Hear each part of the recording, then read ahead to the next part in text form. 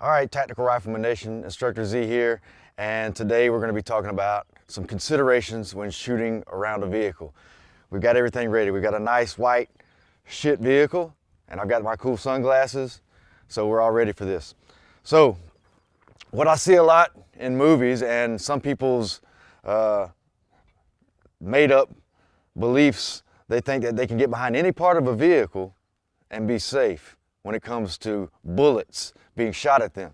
Not the case, people. Not unless you got enough armored vehicle, and then you might have some room to play with concerning the vehicle. But for an average everyday vehicle, cop car, without armor or anything else, you got certain metal parts that you want to get behind, real solid steel parts, right? Not just this bullshit. Okay, so we got to take that into consideration. You got a couple places you can be on the vehicle as well that you can shoot from. If the enemy is on the far side of this vehicle, obviously I'm going to be shooting from the side, as you see here. If he's at the front of the vehicle, somewhere in that area, I'm going to be at the back. I'm going to get as far away as I can and put as much metal between he or them and I as I can. Same thing if they're on this side, I'm going to be up here, right? All right, so where on the vehicle are the best spots? Okay, well, let's start with the back. We've got the rear axle here. We've got two metal wheels that this tire and rim are sitting on both sides. So if I'm at the back of a vehicle and that's all I've got at that particular time, I'm gonna get down by that big metal part right there, and notice that it's not very big at all, especially if you got my big ass behind it. There's not a lot you have to deal with here, okay? So you can get out from behind the cover very easy. Your legs can get off to one side or the other, and you can be exposed if you're not very careful or you haven't practiced or trained how you would set up behind here. And we're going to get into some movement. Coming to the front of the vehicle, we have the same thing going on here. Here's the axle. We got the two wheels, right? There's some hunk of metal between myself and the threat, hopefully, but we have the added addition of the engine and the engine block, right? So I have about as much metal as there is on this vehicle all in one area, right, with the wheels and the engine block. So this is where I would pick to be if I could pick where I wanted to get behind something in a vehicle, if that makes sense. All right, so what positions would I use when I'm shooting from behind these cover points on this vehicle? Well, it depends, right? Let's talk about being on the ground first. If I'm on the ground behind this front vehicle or the front end of the vehicle with the rims, I can get in the prone position, which will give me usually a good sight picture depending on the height or the clearance on the bottom of the vehicle. We have a truck right now, so it's kind of tall. All right, if it's a regular sedan or something of that nature, it's going to have a lot less clearance.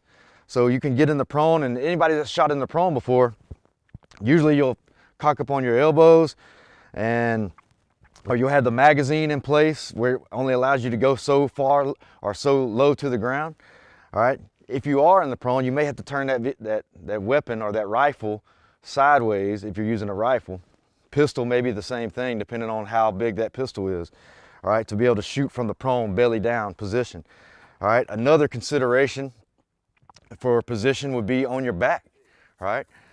One way I like to do it is put my feet on the actual tire. That gives me some spatial awareness of where I am on the ground, gives me some standoff from that particular wheel, right? So I'm not too close and shrapnel hitting me, and it gives me a way to touch, have little touch points to push myself into different positions and lean from one side to the other of that rim or wheel in order to get a field of fire to be able to shoot under this thing, right?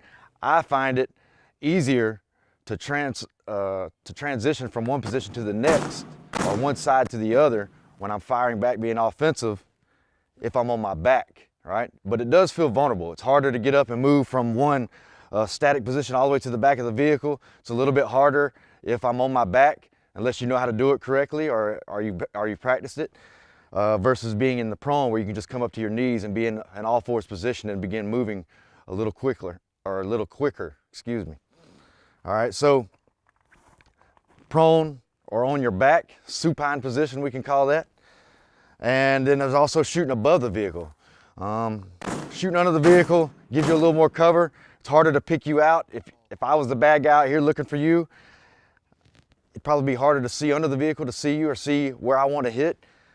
But if you're over top, I call it turkey necking, then it'd be a little easier to pick up where your position is. All right, so, but it is an option. It is an option. If I have to, and I can't see under this vehicle, there's no fields of fire provided by the clearance of this vehicle or whatever terrain that we're on, I may have to shoot over the vehicle. I got to be offensive somehow. I can't sit here and be a dead duck, right? So I got to get my gun in the fight.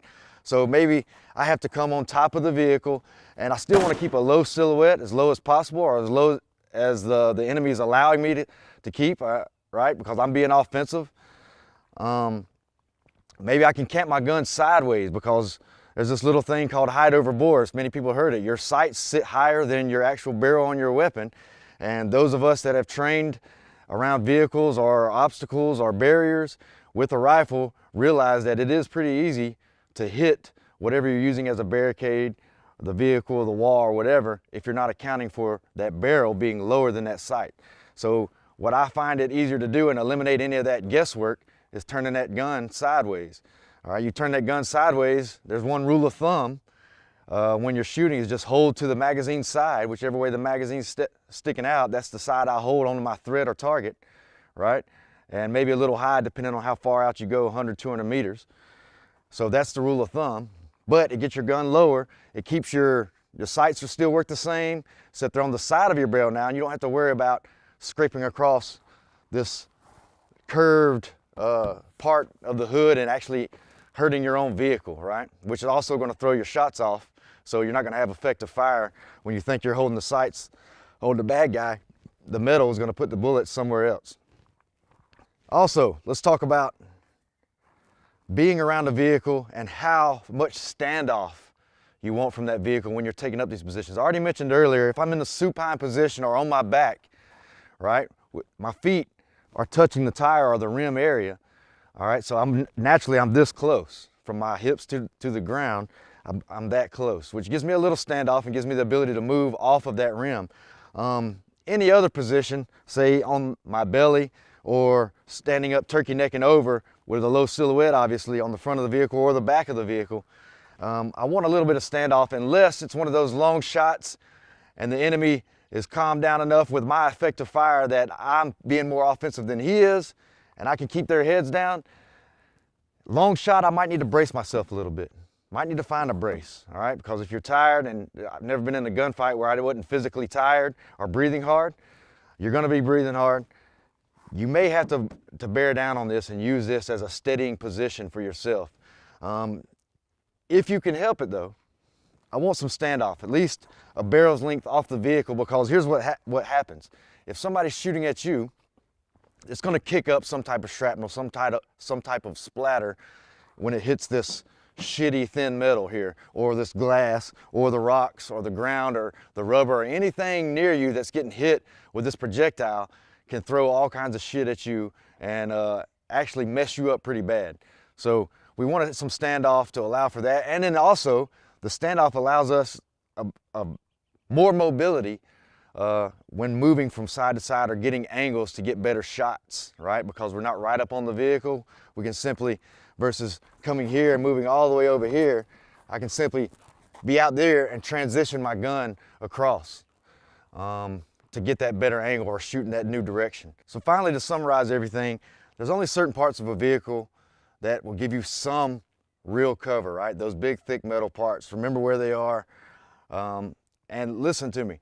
If you're not being offensive in a firefight and you're not keeping eyes on the enemy and keeping them in their position and limiting their ability to maneuver on you, they will close with you and kill you. You have to have superiority in fire.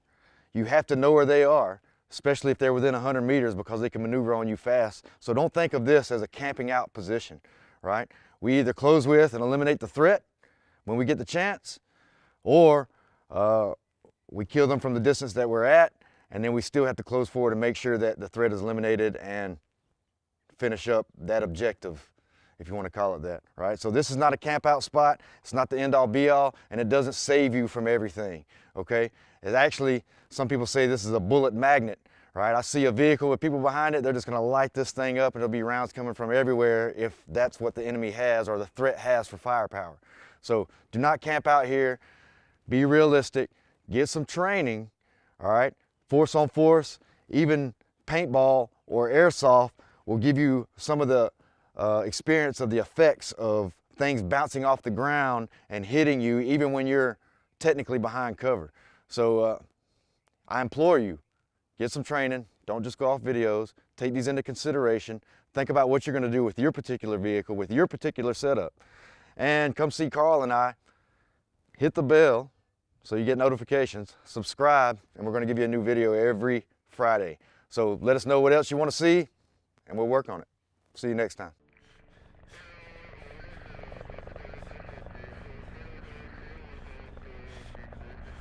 If you like this video, make sure to like, comment, and subscribe. Also, make sure you follow us on Facebook, Instagram, and Twitter so you don't miss out on anything. If you like the shirt that we're wearing in the video, you can get it in our store.